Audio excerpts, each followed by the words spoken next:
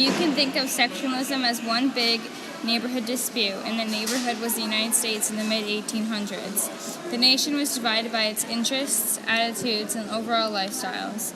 Slavery was the big issue between North and the South. Southern states depended on slavery to continue cheap production of cotton, and they wouldn't give up their rights to slaves without a fight. The Compromise of 1850 consisted of laws admitting California as a free state, creating Utah and New Mexico territories. New Mexico and Utah were each allowed to use popular sovereignty to decide the issue of slavery. California was entered as a free state. The Fugitive Slave Act made any federal official who didn't arrest a runaway slave liable to pay any fine. The Compromise of 1850 was key in delaying the start of the Civil War until 1861. The Kansas-Nebraska Act allowed settlers of a territory to decide whether slavery would be allowed within a new state's borders. Proposed by Stephen A. Douglas, Abraham Lincoln's opponent in the influential Lincoln-Douglas debates, the bill overturned the Missouri Compromise's use of latitude as the boundary between free and slave territory. As time went on, Douglas finally agreed to repeal the anti-slavery provision of the Missouri Compromise and divide the region into two territories. Dred Scott was an enslaved Missouri man who had been taken north to work in free territory for several years. After he returned with his slaveholder to Missouri, Scott sued for his freedom, arguing the living in free territory had made him a free man. The Freeport Doctrine was Stephen Douglas's doctrine that, in spite of the Dred Scott decision, slavery could be excluded from territories of the United States by local legislation. Although propounded earlier, the solution of the apparent inconsistency between popular sovereignty and the Dred Scott decision advanced. By answering Abraham Lincoln's questions on slavery, Douglas was able to hold his Illinois followers and secure referral to the Senate. Southern slave owners had a special interest in Spanish-held Cuba. Slavery existed on the island, but a recent rebellion in Haiti spurred some Spanish officials to consider emancipation. The Southerners didn't want freed slaves so close to their territories, and others thought Manifest Destiny should be extended to Cuba. On September 22, 1862, Lincoln announced to the public that he would issue the Emancipation Proclamation, a decree freeing all enslaved people in states that were still rebellious after January 1, 1863. Since the proclamation freed enslaved African Americans only in the states that were at war with the Union and didn't address slavery in the bordered states, the proclamation changed the conflict over preserving the Union into a war of liberation. The Battle of Gettysburg involved the largest number of casualties of the entire war and is often described as the war's turning point. Lee led his army in high spirits and intended to collect supplies in the abundant Pennsylvania farmland and take the fighting away from war raging in Virginia. Elements of the two armies collided west and north of the town on July 1, 1863. The Union defended a fishhook-shaped range of hills and ridges south of Gettysburg with around 90,000 soldiers. The Gettysburg Address is a speech by the United States President Abraham Lincoln, one of the best known in American history. It was delivered by Lincoln during the American Civil War at the dedication of the Soldiers' National Cemetery in Gettysburg. 4.5 months after the Union armies defeated those of the Confederacy at the Battle of Gettysburg. The 13th Amendment was passed by Congress on January 21, 1865, and ratified on December 6, 1865.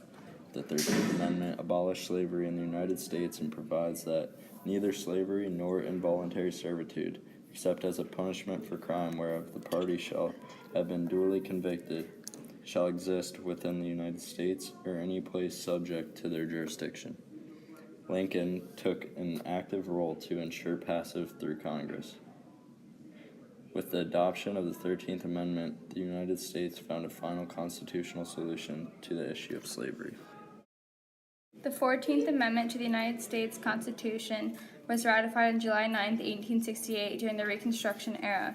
That, along with the 13th Amendment and 15th, are collectively known as the Reconstruction Amendments. However, the 14th Amendment is the most complicated and the one that has had the most unforeseen effects. Its broad goal was to ensure that the Civil Rights Act passing in 1866 would remain valid, ensuring that all persons born in the United States were citizens and were to be given full and equal benefits of all laws. The 15th Amendment to the Constitution granted African American men the right to vote by declaring that the right of citizens of the United States to vote shall not be denied or abridged by the United States or by any state on account of race, color, or previous condition or servitude. Although ratified on February 3, 1870, the promise of the 15th Amendment would not be fully realized for almost a century. Through the use of poll taxes, literacy tests, and other means, Southern states were able to effectively disenfranchise African Americans. It would take the passage of the Voting Rights Act of 1965 before the majority of African Americans in the South were registered to vote. In the United States, the Black Codes were laws passed by Southern states in 1865 and 1866 after the Civil War. These laws had the intent and the effect of restricting African Americans' freedom, of compelling them to work in a labor economy based on low wages or debt. These Black Codes were modeled after the slave codes that were placed before the Civil War. These codes not only restricted the lives of many African Americans, but also created physical separation between blacks and whites that had not existed before the war. Although African Americans were now legally free, this freedom meant nothing with the Black Codes in the law. The Radical Republicans were a faction of American politicians within the Republican Party from about 1854, which was before the American Civil War, until the end of Reconstruction in 1877. They called themselves Radicals and were opposed during the war by the moderate Republicans, led by Abraham Lincoln, by the conservative Republicans, and by the pro-slavery Democratic Party. After the war, the Radicals were opposed by self-styled conservatives and liberals. Radicals strongly opposed slavery during the war, and after the war distrusted ex-Confederates, demanding harsh policies for the former rebels, and emphasizing civil rights and voting rights for freedmen. Sharecropping is a system of agriculture in which a landowner allows a tenant to use the land in return for a share of the crops produced in the land. Sharecropping has a long history, and there are a wide range of different situations and types of agreements that have used a form of the system. Some are governed by tradition and others by law. Sharecropping has benefits and costs for both the owners and the croppers. It encourages the cropper to remain on the land throughout the harvest season to work the land, solving the harvest rush problem. The advantages of sharecropping in other situations include enabling access for women to arable land where ownership rights are vested only in men. Debt peonage is a system where an employer compels a worker to pay off debt with work. Legally, peonage was outlawed by Congress in 1867. However, after Reconstruction, many Southern black men were swept into peonage through different methods, and the system was not completely eradicated until the 1940s. In some cases, employers advanced workers some pay or initial transportation costs, and workers willingly agreed to work without pay in order to pay it off. Workers became indebted to planters, merchants, or company stores. Workers were unable to repay the debt and found themselves in a continuous work without pay cycle. The most corrupt and abusive peonage occurred in concert with Southern state and county government. In the South, many black men were picked up for minor crimes or on trumped-up charges, and, when faced with staggering fines and court fees, forced to work for a local employer who would pay their fines for them. In United States history, a carpetbagger was a northerner who moved to the South after the American Civil War, especially during the Reconstruction era, in order to profit from the instability and power vacuum that existed at this time. The term carpetbagger was a pejorative term referring to the carpet bags, a fashionable form of luggage at the time. which many of these newcomers carried.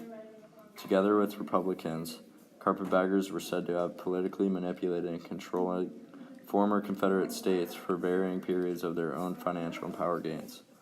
In some, carpetbaggers were seen as insidious northern outsiders with questionable objectives, meddling in local politics, buying up plantations at fire sale prices, and taking advantage of Southerners. Many carpetbaggers were businessmen who purchased or leased plantations and became wealthy landowners, hiring freedmen to do the labor. Carpetbaggers tended to be well-educated and middle-class in origin. Hiram Rhodes Revels was a minister in the African Methodist Episcopal Church, a Republican politician, and college administrator. Born free in North Carolina, he later lived and worked in Ohio, where he voted before the Civil War. He was elected as the first African American to serve in the United States Senate and was the first African American to serve in the U.S. Congress. He represented Mississippi in the Senate in 1870 and 1871 during the Reconstruction era. During the American Civil War, rebels had helped organize two regiments of the United States Colored Troops and served as a chaplain. The nadir of American race relations was a period in the history of the southern United States from the end of the Reconstruction in 1877 through the early 20th century, when racism in the country was worse than any other period after the American Civil War. During this period, African Americans lost many civil rights gains made during Reconstruction. Jim Crow laws were racial segregation state and local laws enacted after the Reconstruction period in southern United States that continued in force until 1965, mandating de jure racial segregation in all public faculties in southern U.S. states, starting in 1890 with a separate but equal status for African Americans. Jim Crow laws mandated the segregation of public schools, public places, and public transportation, and the segregation of restrooms, restaurants, and drinking fountains for whites and blacks. The U.S. military was also segregated as well, as were federal workplaces, initiated in 1913 under President Woodrow Wilson, the first Southern president elected since 1856. His administration practiced over racial discrimination in hiring, requiring candidates to submit photos.